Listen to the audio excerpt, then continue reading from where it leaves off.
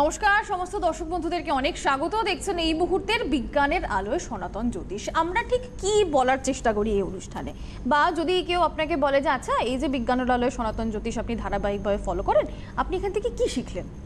এক কথা আমার মনে হয় অনেকেই এই কথাটা বলবেন যে আমরা এখান থেকে জীবনটাকে সদর্থকভাবে দেখতে শিখেছি। একদম এটাই কিন্তু আমরা চাই যে আপনি আপনার জীবনটাকে সদর্থকভাবে দেখুন, দৃষ্টিভঙ্গিটার মধ্যে কিছু পজিটিভিটি আসুক। মানে কেন সব সময় একটা ক্ষোভ, একটা হতাশা, একটা কোনো কিছু পাচ্ছি না, এই ভাবনা চিন্তার থেকে বাইরে বেরিয়ে যদি আমরা এমনভাবে দেখা শুরু করি যে আচ্ছা আমি আমার আচরণের মধ্যে একটু পরিবর্তন নিয়ে আসতে পারি, আমার ব্যবহারের মধ্যে একটু পরিবর্তন আসতে পারে, আমার ভাবনা চিন্তা, আমার দৃষ্টিভঙ্গির মধ্যে যদি সদর্থক পরিবর্তন আসে, তাহলে সত্যি সত্যিই কিন্তু আমার জীবনটাকেও আমি সদর্থক দেখতে পাবো, আমার চারপাশের মানুষগুলোকেও আমি সদর্থক দেখতে পাবো, এবং ঠিকটা বেছে নেওয়ার ক্ষমতা আমার মধ্যে তৈরি হবে। বিশ্বাস করুন ঠিক এই জায়গাটাতেই সবসময় আলোকপাত করার চেষ্টা করে বিজ্ঞানের আলোয় সনাতন জ্যোতিষ, এবং যেখানে কখনোই আমরা বিজ্ঞানকে ছাড়িনি, আমরা বিজ্ঞানকে সঙ্গে নিয়ে সনাতন জ্যোতিষের প্রকৃত ব্যাখ্যা সহ প্রত্যেকটা শুভ জিনিস, প্রত্যেকটা শুভ জিনিসের তাৎপর্য, দৃষ্টিভঙ্গি আপনাদের কাছে পৌঁছে দেওয়ার চেষ্টা করি। চেষ্টাটা করেন মানে খুব নিরলসভাবে, অত্যন্ত দায়িত্বের সঙ্গে, অত্যন্ত নিষ্ঠার সঙ্গে সেই চেষ্টাটা যিনি করেন তিনি রয়েছেন আমাদের সঙ্গে লাইভ অনুষ্ঠানে। অনেক স্বাগত বেদান্ত আপনাকে। তোমাকেও স্বাগত। গতকাল লাইভ করেছি রাত্রিবেলা, সবাইকে জাগিয়ে রেখেছিলাম, ঘুমোতে দিইনি। আজকে ঘুমোতে দেবো, কারণ আজকে রাত্রি 11:35 লাইভ করবো না। আমার বাবা মাকে প্রণাম, আপনাদের সকলকে আমার ভালোবাসা, বা ছোটদের যারা রয়েছেন তাদের ভালোবাসা, এবং যারা বয়োজ্যেষ্ঠ তাদেরকে আমার প্রণাম অবশ্যই জানাবো। এবং খুব প্রাসঙ্গিক একটা কথা হচ্ছে, সমাজ যেটা বললো সেটা হচ্ছে দৃষ্টিভঙ্গি। আমাদের কি বলে, আমাদের দৃষ্টির যে অ্যাসপেক্ট তাকে বদলাতে হবে।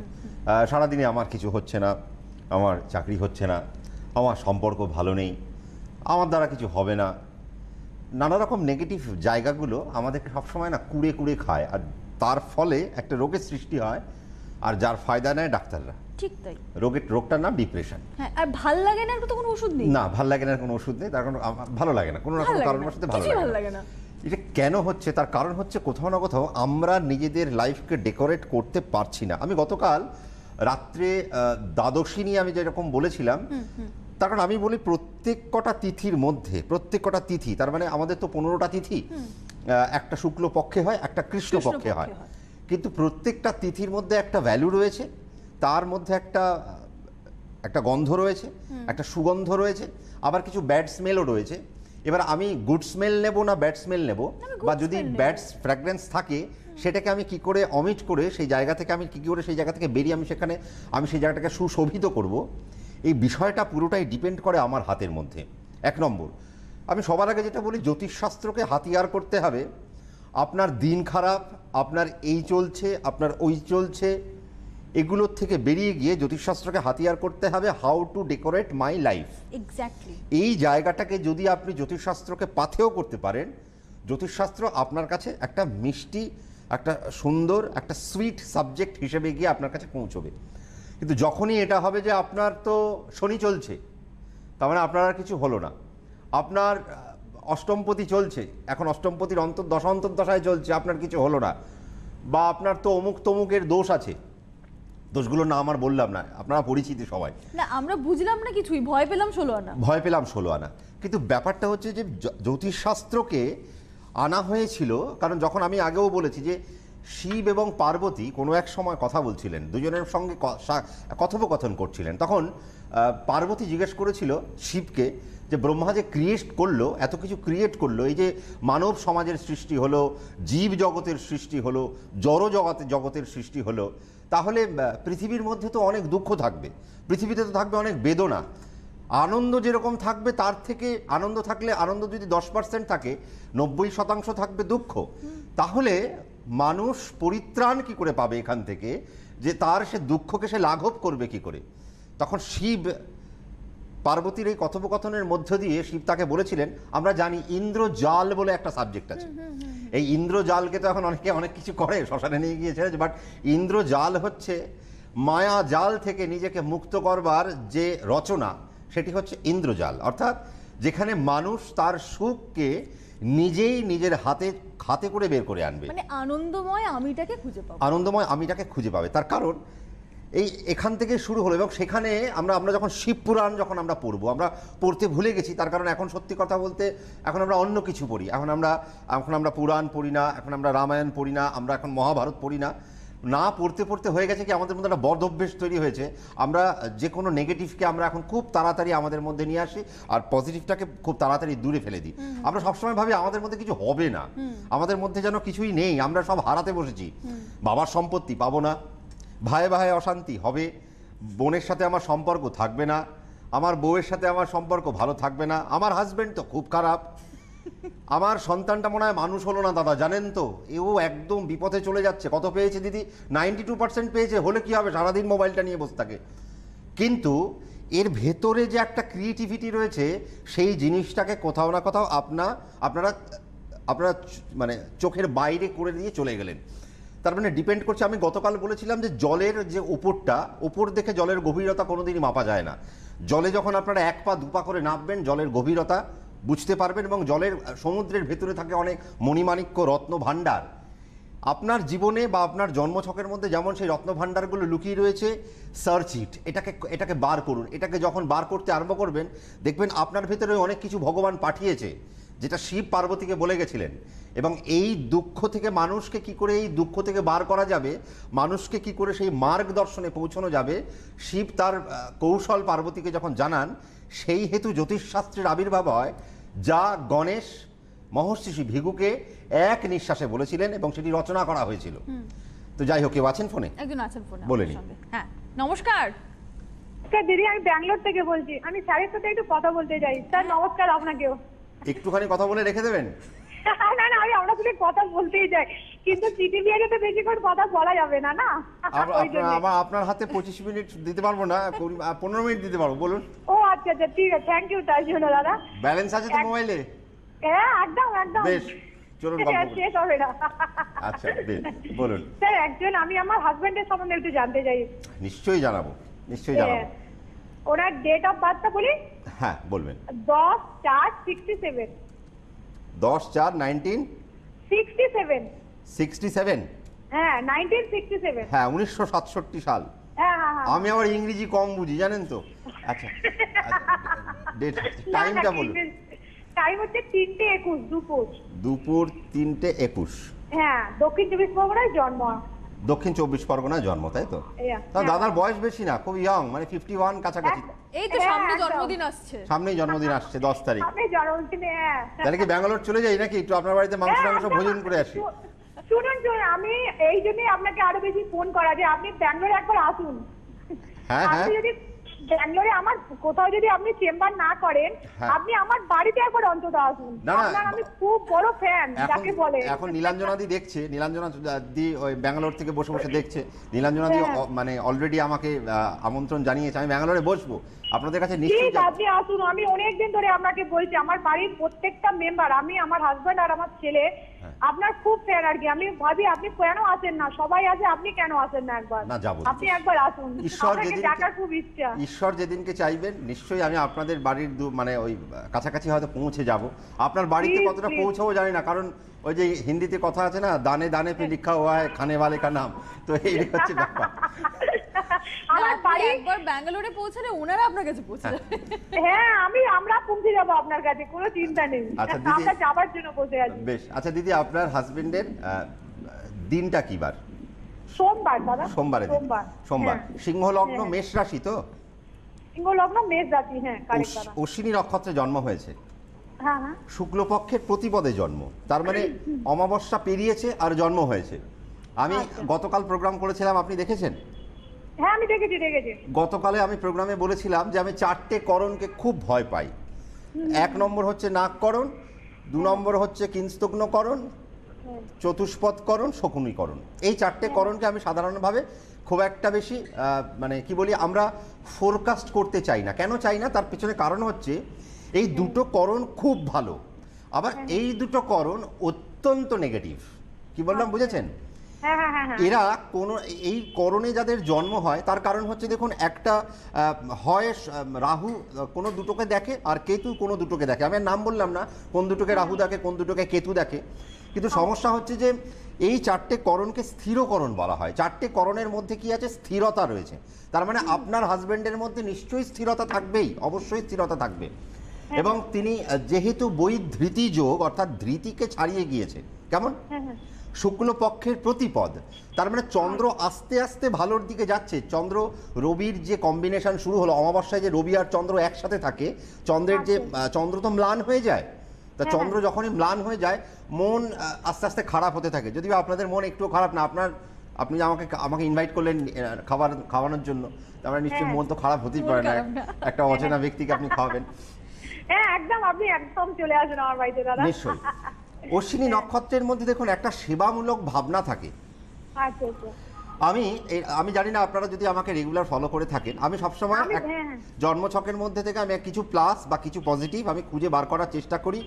শুধু তাই নয়, আমি এরবারে আস্তে আস্তে একটা জিনিস আনতে চলেছি, যেটা আমি আমার এই তিথিগুলো যখন শেষ হয়ে যাবে আমি আনবো যে হাউ টু হিল ইয়োর নক্ষত্রা। আমরা কোনো না কোনো নক্ষত্রেতে জন্মগ্রহণ করেছি, যেমন দাদা জন্মগ্রহণ করেছেন অশ্বিনী নক্ষত্রে, অর্থাৎ কেতুর নক্ষত্রে। কেতুর 3টি নক্ষত্র, একটা অশ্বিনী, একটা মঘা, একটা মূলা। এই 3টি নক্ষত্র বা 3টি নক্ষত্রের ক্যারেক্টার 3 রকম।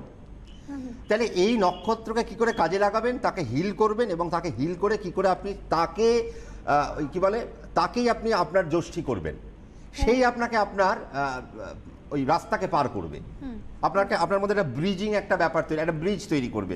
কি করে সেটা সম্ভব, আমি সেগুলো পরবর্তীকালে আলোচনা সাপেক্ষ সেগুলো আমি আস্তে আস্তে বলতে থাকবো। দাদা চাকরি করেন? দাদা তো একজন মিউজিক কম্পোজ করেন আর কি, গিটারিস্ট। হ্যাঁ, মিউজিক কম্পোজার। চাকরি করেন না তো? গিটারিস্ট। না না না না, গিটারিস্ট। বৃহস্পতি তুঙ্গ হয়ে বসে রয়েছে, কতগুলো জিনিস দেখুন। আমি ওই জন্যই বললাম কেন চাকরি করেনটা আমি আসলাম, তার কারণ আমি গতকাল রাতে ঠিক এই একটা ফোন এসেছিল আমার কাছে। মেয়েটি মনে হয় লহরী নাম, সে কুচবিহার না জলপাইগুড়ির থেকে ফোন করেছে। তার একটা প্রশ্ন ছিল যে দাদা আমি চাকরি পাচ্ছি না। আমি ওকে বলেছিলাম যে চাকরিটাকে বন্ধ রেখে যদি কিছু করা যায়, যদি কিছু ব্যাপ্তিমূলক কিছু করা যায়, তাহলে জীবনের অনেক উঁচুতে কিছু ওঠা যায়। আর সঙ্গে সঙ্গে আমি আপনাকে পেয়ে গেলাম ব্যাঙ্গালোর থেকে। মানে লহরী নিশ্চয়ই আজকে দেখছে অনুষ্ঠানটা, হয়তো লহরী দেখছে। হ্যাঁ দেখুন, অমাবস্যা বা এই যে প্রতিপদ, অর্থাৎ অমাবস্যাটাকে ছেড়ে আপনি 1 নম্বর স্টেপ দিয়েছেন, তিথির প্রথম স্টেপে দিয়েছেন, যার মালিককে অগ্নি। এই প্রতিপদের মালিক হলেন অগ্নি। আগুনকে যখন আপনি জ্বালাবেন, আগুন কি করে? আগুন সব উপরে ওঠে, অর্থাৎ আগুন কাকে ছুঁতে চায়? আকাশকে ছুঁতে চায়। আপনার ফোনে ব্যালেন্স আছে, তাই আমি ছোট্ট করে একটু বোঝাই। না না না, একদম একদম আপনি বলে দিয়েছেন আনলিমিটেড। এই কালকে লহরীকে আমি বকেছি, যে মানে বকিনি, মানে ওকে বোঝানোর চেষ্টা করেছি যে বেকার চাকরি করে টাইম ওয়েস্ট করার থেকে দেশ ও দশের একজন হন। দেশ ও দশের একজন হওয়াটা খুব জরুরি। এটা প্রত্যেকটা ছকের মধ্যে বর্তায়। প্রত্যেকটা কারো কারো জন্ম হয়েছেই শুধু চাকরি করার জন্য। এই যে ধরনের, এই যে কি বললাম আমি, অশ্বিনী নক্ষত্র কি বললাম, সেবামূলক একটা নক্ষত্র। হয় এরা মেডিকেল দিকে চলে যাক, আর নয় গান শুনিয়ে, যেমন আপনার হাজব্যান্ড গিটার শুনিয়ে মানুষকে একটা আনন্দ দিচ্ছে, সেটাও একটা সেবা। তো সেই জায়গাগুলোকে ফ্লারিশ করুক। দেখুন, আমাদের 5খানা তত্ত্ব রয়েছে। একটা হচ্ছে অগ্নিতত্ত্ব, পৃথ্বীতত্ত্ব, বায়ুতত্ত্ব, জলতত্ত্ব। আরেকটা তত্ত্বকে আমরা জ্যোতিষশাস্ত্রের সাথে কানেক্ট করি না, সেটা হচ্ছে আকাশ তত্ত্ব। আকাশ তত্ত্বের মালিক হলেন ব্রহ্ম অর্থাৎ বৃহস্পতি।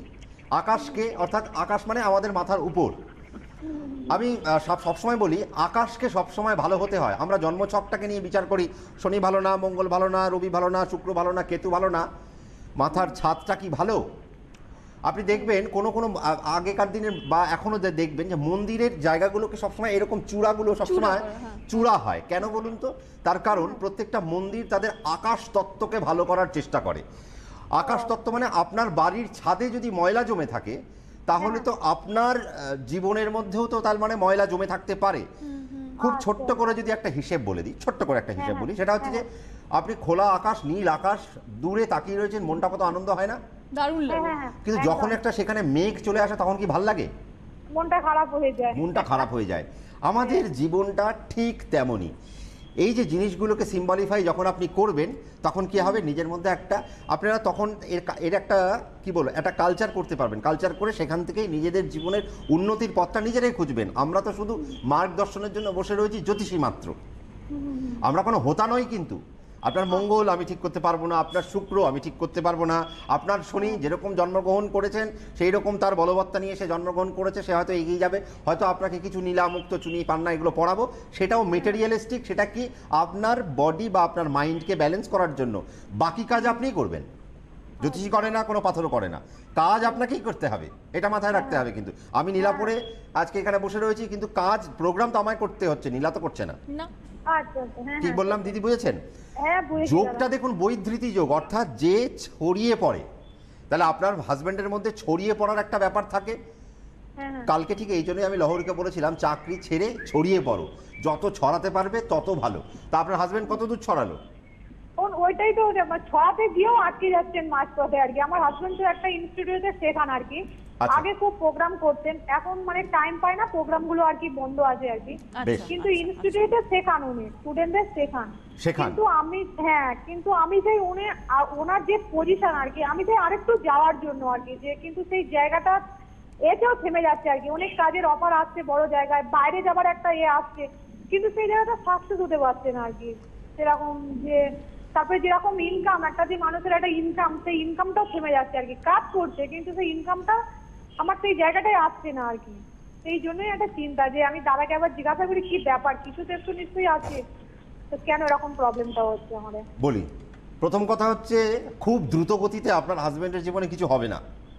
আচ্ছা কি বললাম বুঝেছেন? তার কারণ হচ্ছে বুধ, দেখুন জন্মছকে বুধ নিচস্থ হয়ে বসে রয়েছে, বৃহস্পতি কিন্তু তুঙ্গস্থ, তার মানে গুরু তুঙ্গস্থ, তার মানে সে কিন্তু দেখুন এখন গুরুগিরির মধ্যেই রয়েছে। আপনাকে আমার অনেকক্ষণ ফোনে রাখার পেছনের কারণ হচ্ছে এই জিনিসগুলোকে বোঝানোর জন্য। একদম বলুন দাদা। আমাদের সবচেয়ে ফাস্ট মুভিং যেমন প্ল্যানেট যেমন চন্দ্র বলি, কিন্তু তড়িৎ গতি কাকে বোঝায়? তড়িৎ গতির কারক গ্রহ হলেন বুধ। বুধ খুব ফাস্ট। আপনি বাঁশ গাছ দেখেছেন? হ্যাঁ বাঁশ গাছ দেখেছি। সবচেয়ে তাড়াতাড়ি বাঁশ গাছ বেড়ে ওঠে, হ্যাঁ, দেখবেন হ্যাঁ, সবচেয়ে তাড়াতাড়ি বাঁশ গাছ বেড়ে ওঠে। এই জন্য, কারণ বাঁশের রং কি? সবুজ, মানে সবুজ। মানে গ্রিন। হ্যাঁ তার মানে গ্রিন। বুধের রং কি? গ্রিন। আমরা পান্না পড়াই। তার মানে আচ্ছা। দেখুন বুধ নিচস্থ, তার মানে খুব তড়িৎ ব্যাপারটা নেই। বুধ যখন নিচস্থ হয়ে যায় কোনো জাতকের, তার মানে তাদের জন্মছকের মধ্যে কি হয়, তারা যদি খুব তাড়াতাড়ি সেই জায়গাটাকে প্রেশারাইজ করতে থাকে, সেটা ম্যাচিওর করা মুশকিল। তার মানে এই জায়গাটায় খুব সন্তর্পণে আস্তে আস্তে হাঁটতে হবে। কেন হাঁটতে হবে তার পেছনেও আমি আরেকটা কথা বলি। অষ্টমে শনি বসে রয়েছে, চতুর্থে শনির দৃষ্টি, তাই তো? 7, 8, 9, 10 লগ্নের পঞ্চমের দৃষ্টি, তার মানে প্রতিষ্ঠায়। তার মানে প্রতিষ্ঠায় যখন শনির দৃষ্টি পড়ে রইল, তার মানে প্রতিষ্ঠাটা হবে ধীরে ধীরে। এবং 8th হাউস কালকেও বলেছি, 8th হাউসের একটা বিরাট বড় মাহাত্ম্য রয়েছে। মাহাত্ম্যটা কি? সেটা হচ্ছে স্থাবর অস্থাবর সম্পত্তি, আমার নাম, আমার যশ, আমার খ্যাতি, আমার প্রভাব, আমার প্রতিপত্তি। কে দেখছে? শনি দেখছে। সে শনি কে? সে শনি হলো আপনার লগ্নের সপ্তমপতি, অর্থাৎ আপনার ব্রেড অ্যান্ড বাটারের মালিক, যে নাকি আপনাকে ব্রেড অ্যান্ড বাটার যোগাবে। এবং সেই ব্রেড অ্যান্ড বাটার কতটা ভালো হবে, আপনি সোনার পাত্রে খাবেন না রূপোর পাত্রে খাবেন নাকি শালপাতার থালায় খাবেন, সেটাও সেই 7th হাউসের লর্ডই ঠিক করে। সে কোথায় বসে রয়েছে? সপ্তম, তার দ্বিতীয় বসে রয়েছে, খুব ভালো জায়গায়। রবি বুধ যুক্ত হয়ে বসে রয়েছে। এখানে অনেকে বলবে রবি জ্বলে গেল, অমুক জ্বলে গেল, শনি পীড়িত বিষ হয়ে বসে গেল। আমি এসব কথাবার্তার মধ্যে থাকি না। তার কারণ শনি এবং রবি পিতা পুত্রের যোগ হলো এখানে। তার মানে সবসময় কি পিতার একটা আশীর্বাদ দাদার উপর সবসময় থাকবে, কিন্তু বুধও সেখানে বসে রইল। দেখুন, আপনাকে এইমাত্র বললাম বুধ তড়িৎ গতির কারক গ্রহ, মানে খুব তড়িৎ গতি। চন্দ্র যেমন দ্রুত চলে, কিন্তু তড়িৎ গতিতে চলে বুধ। সেও দেখুন মন্থর গতির প্ল্যানেট দ্বারা আক্রান্ত এবং নিচস্থ। শনি বুধ যুক্ত হয়ে বসে রইল। একদম। এটাকে আমরা শাস্ত্র মতে বলি ক্লিব যোগ। ক্লিব যোগ মানে না জলে আর না ডাঙায়। বোঝাতে পারলাম? আমি সবসময় বলি এইসব জিনিসগুলোকে প্রতিকার সাপেক্ষ বা এইসব জিনিসগুলোকে একটা ব্যালেন্স করে এই জায়গায় একটা সুন্দর করে একটা ডায়াগনোসিস নিয়ে চলতে হবে। কিন্তু দাদা কি জীবনে, আপনার প্রশ্ন আসবে, দাদা কি তাহলে জীবনে কতটা বড় হতে পারে? আপনার একদম জন্মছকের সবচেয়ে প্লাস পয়েন্ট দেখুন, মঙ্গল তৃতীয় বসে রয়েছে প্রোডাকশানে। আমি কালকে বুঝিয়েছিলাম 8, আমরা 8 আঁকি না, 8 আঁকি, 8। আমরা ইংরেজিতে যখন 8 লিখি, তার মানে কিরকম লিখি? এরকম। আমরা বারবার লিখতে পারি ওই জায়গাটা। 8 হচ্ছে নাম্বার 8, শনিকে রিপ্রেজেন্ট করে। তাহলে শনি মানে ইনফিনিটি, আপনাকে ওপরে ওঠাবে নিচে নামাবে, ইনফিনিটি ওপরে ওঠাবে নিচে নামাবে। কিন্তু আপনি যতবার খুশি লিখতে পারেন। এই 8 নাম্বার বাদ দিয়ে, এই সংখ্যাটা বাদ দিয়ে আপনি কোনো নাম্বারকে এতবার লিখতে পারবেন না, ইনফাইনাইট ওয়েতে লিখতে পারবেন না। এক লিখে কোথাও না কোথাও আপনাকে দাড়ি টেনে শ্বাস ছেড়তে হবে, দুইও তাই শেষ করতে হবে কোথাও না কোথাও, কিন্তু আটের কোনো শেষ নেই। আটের কোনো শেষ নেই। আট মানে পিউরিফিকেশন, তার মানে দাদার সপ্তমপতি 8, হ্যাঁ 8 নম্বর সংখ্যা। কিন্তু মঙ্গল কি করছে? মঙ্গলের হচ্ছে 9। 9 কিরম লেখেন? নয়তো এরম ওপরে মাথা, তারপরে নিচে, তার মানে প্রথমে বুদ্ধি, তারপরে সরল রেখায় আসবে। তার মানে আগে তো জ্ঞান, সে জ্ঞান তো আগে অর্জন করে নিল, তারপর সে সরল রেখায় নাম যেতে। কিন্তু লেখাটা খুব কঠিন, মঙ্গলের জীবনযাত্রা কঠিন হয়। নিশ্চয়ই দাদা তো খুব ভালো জায়গায়, তার কারণ আমি একটা জন্মছকের মধ্যে একটা খুব ভালো প্লাস পয়েন্ট যেটা পেয়েছি, দুটো প্লাস পয়েন্ট, সেটা হচ্ছে রাহু চন্দ্রযুক্ত এবং বৃহস্পতি লগ্নের দ্বাদশে বসে রয়েছে।